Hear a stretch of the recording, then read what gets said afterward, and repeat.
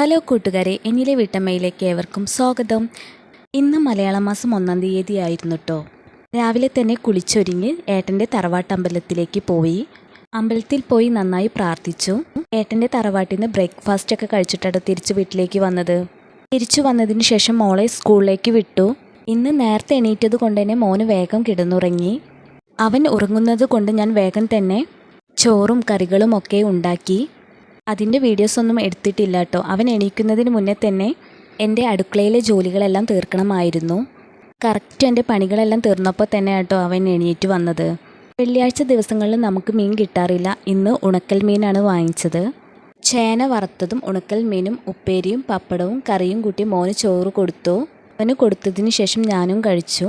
പിന്നെ അടുക്കള ക്ലീൻ ചെയ്തിട്ടു. ഇന്ന് ഏട്ടൻ നേരത്തെ പണി കഴിഞ്ഞു വന്നിരുന്നു.